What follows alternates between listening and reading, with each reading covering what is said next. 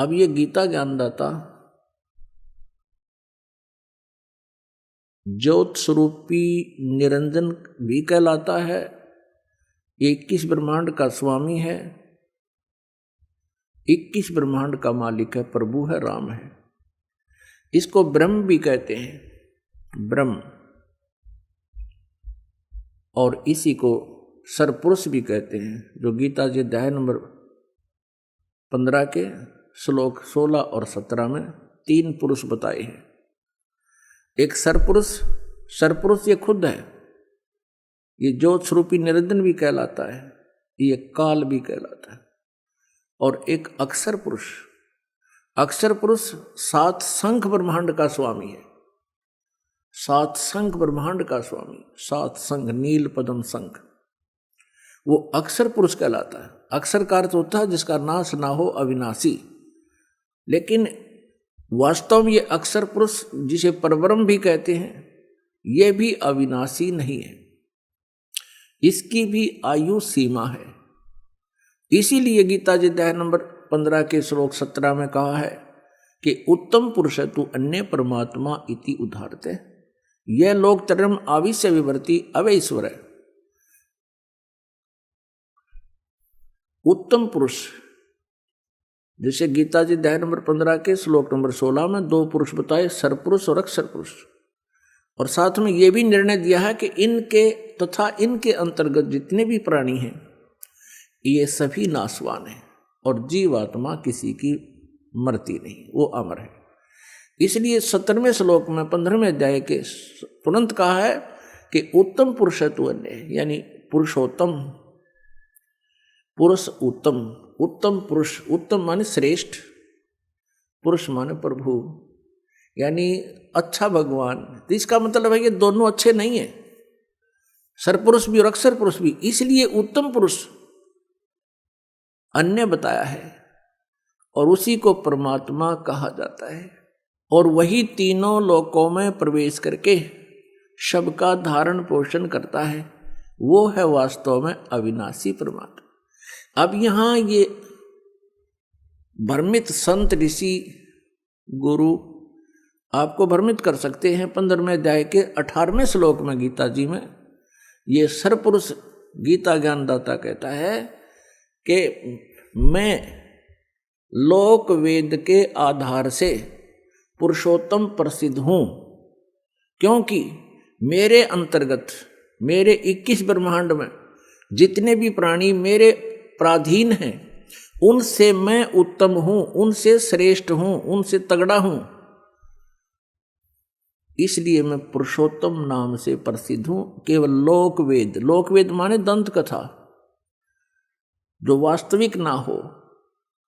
जैसे हम अभी तक श्री ब्रह्मा जी, श्री विष्णु जी, श्री शिव जी को अजन्मा कहा करते थे, सुना करते थे, इनके कोई माता पिता नहीं, इनको सर्वेश्वर, महेश्वर, मृत्युंजय, कालज्य, सर्वेश्वर कहा करते थे। ये लोकवेद था, ये दंत कथा थी। वास्तव में इनके इतिहास में लिखा है, इनकी जीवनी में लिखा है कि नासवान है और इनकी जन्म मृत्यु होती है। इनकी माता दुर्गा है और पिता ज्योत निरंजन काल, ये सरपुरुष है। ये स्वयं भी स्वीकार करता है गीता जी अध्याय नंबर 10 के श्लोक नंबर 2 में कि मेरी उत्पत्ति को न तो देवता जानते हैं, न ये सिद्ध पुरुष और न ये ऋषि जानते हैं, क्योंकि ये सभी मेरे से उत्पन्न हुए हैं। तो पुण्यात्मा, वो पुरुषोत्तम कोई और है,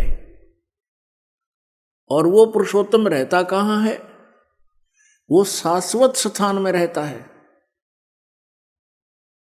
सनातन परमधाम में रहता है,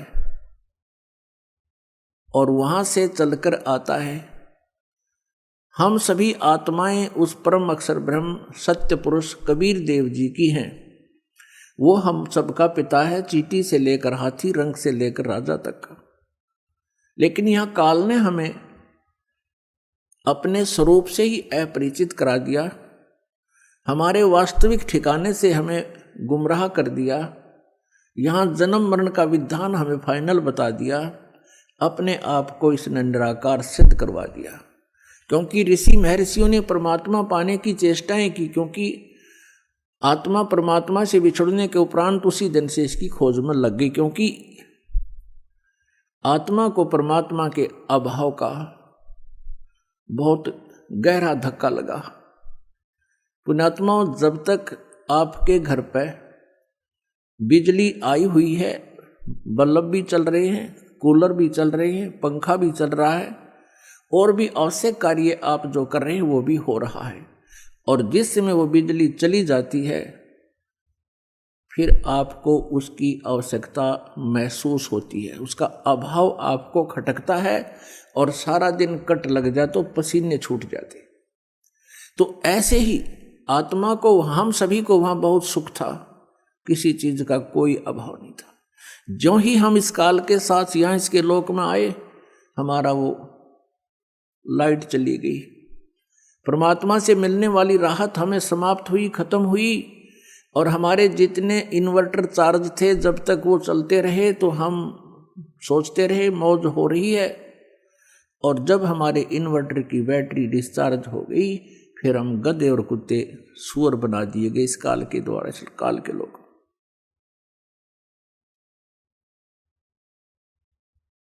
तो पुण्यात्माओं, उस परमेश्वर की तलाश हमने उसी समय से शुरू हो गई, क्योंकि सबसे पहले हम सभी को इस काल ने अपने कृत्रिम स्वर्ग लोक में रखा, कृत्रिम, बनावटी, नकली, और वहां हमारी ही पूंजी को हमें ही देता रहा।